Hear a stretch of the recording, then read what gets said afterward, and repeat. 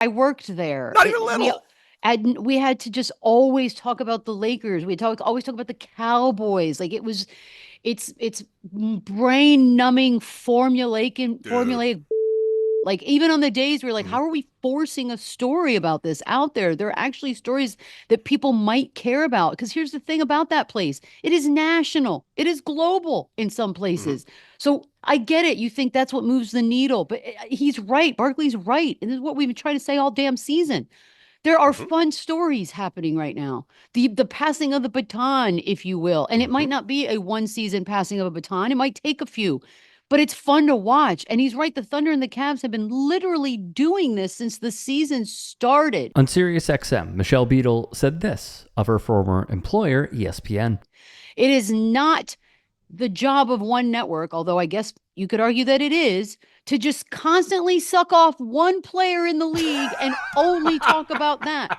And that is what Yeah, this is and has been for quite some time. I for a love it. I while. love that he said it. And by the way, the only issue I have with him is that it isn't just Kendrick Perkins. Now, I do think the statement that the Lakers saved the league is asinine and Oh, it's stupid. I agree. ridiculous. And she would also touch on Charles Barkley's words for Kendrick Perkins, which we'll share momentarily. More from Beadle. We've been having this argument with people ripping the league apart now for months. And I've been saying, I don't think the league is bad. There's a lot being said. I just love that Barkley just calls people by name. I respect that. I think that that is at least something that is right with all of this. And I know that Kendrick Mhm. Perkins has responded now. We all know nothing's going to come of this. There's going to be a lot of hugging it out Nope. stuff when they see each other. That always is. I wish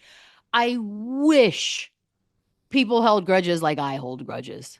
And I don't want to hear about let's be professional. None of this is professional, what's going on right Nope. now. There's like personal attacks and stuff. None of it's professional. So it's just, I hate that it's all going to get hugged out anyways. But for the moment, let's enjoy it. Hey guys, quick break in the action. I have a new show coming out called The Rick Strom Show. It is going to be awesome. I'm interviewing musicians, athletes, producers, writers, journalists, authors, sports doctors. Go check it out at youtube.com/at The Rick Strom Show. Also be sure to throw me a follow on Instagram, Threads, Blue Sky. It can all be found in the description box below. Thank you. Here's what went down between the former NBA players, one being a Hall of Famer. Barkley said, I saw a fool, idiot, on television saying the Los Angeles Lakers saved the NBA. He's an idiot and a fool, but he knows who he is. He'd go on.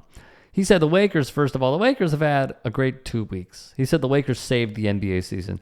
That's because those fools on the other network, which we're going to be working for next year, that's true. That's all they talk about. Let me tell y'all something. And first of all, I want all the smoke. I don't whistle when I walk by the graveyard or anything like that. And Barkley says, hey man, the Lakers are doing great. Got a long way to go. But the reason the season's been going great, the Cavs and Thunder, y'all just want to talk about the Warriors and Lakers. They're both doing great. Don't get me wrong. If I turn out to be wrong, I got no problem with that. But y'all are idiots because y'all talk about the Lakers and the Warriors all the time. He would specifically mention how Shai Gilgeous-Alexander is having an MVP-like season, because he is, and how the Cleveland Cavaliers just keep winning over and over and over. He'd then say this, but that's because you fools on the other network, which are going to become fools next year when we're working on that network. But OKC and the Cavs been balling for 6 months. Y'all talking about teams that had 2 great weeks. So, Kendrick Perkins, being the dude that he is, would not go down silently. He would say, hey, NBA on TNT, might want to tell that senior citizen, Charles Barkley, that I'll be around when he see an idiot or fool in person to make sure he keep that same energy. He can come playing with me if he want. And I'm going to address his blank like the numbers on a house. Straight from the 409, homeboy, and we bar none and fade all #Texas boy. It's a rightful critique that Barkley is having because he sees what a lot of NBA fans see. All right. And by the way, the NBA on TNT, as fun as it is not beyond reproach either. This whole Chauncey Billups Detroit Pistons thing that we saw fairly recently from Shaq, embarrassing.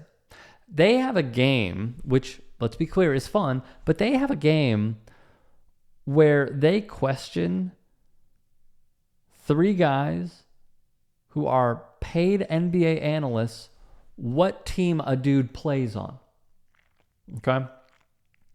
So there are critiques to go around left and right. But it is true, and now pivoting back to Beadle ripping ESPN, it is true that they have their agenda on First Take and Get Up and others because they know what drives retention. They have the numbers, they have the data. Beadle was the first ex-ESPN employee to accuse the network of forcing topics and discussions about LeBron James. Paul Pierce previously said he was forced to talk about LeBron during his time at ESPN. Beadle even once accused LeBron of trying to get her fired, which we covered. Check it out on demand from ESPN, because she mocked the decision. That is via awful announcing. As someone who has associates with other networks, and as someone who has worked for other networks as well, you get to understand how the sausage is made and how topics need to be revisited, because it helps with your, not just retention, as I mentioned, but also the growth of what you see in a show. And when ESPN is putting up these different discussions that they're having on YouTube, on Twitter, on Instagram, on Snapchat, on TikTok, on Facebook, etc., they see what gets the most traction.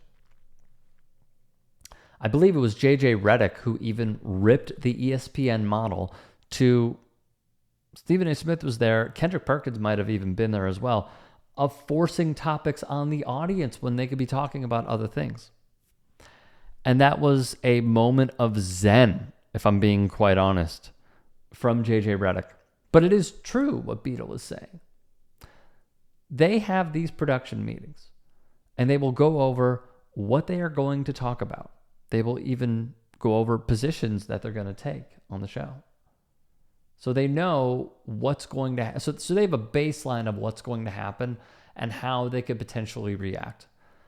But what is also important is ESPN continually talking about the Cowboys, continually talking about Aaron Rodgers, continually talking about Steph Curry and the Warriors, continually talking about the Lakers, even though it is a big story with the addition of Luka and even Bronny James. It's because they know that it drives an audience to continue to bring them revenue. That is what the business model is dependent on. So yes, Beadle is correct that they are saying these, when she says these things, it is factually true, but it is also because there are levels to this game that they see what is bringing in people and revenue in the form of revenue. And that gets trickled down all the way to those production meetings and producers who then put forth the rundown for the day to keep the cycle going. If you can and are willing, please become a paid member here at TYT Sports, and or go to tyt.com/join. In addition, you can follow me on Twitter, Instagram, and TikTok. Appreciate it. Have a great day.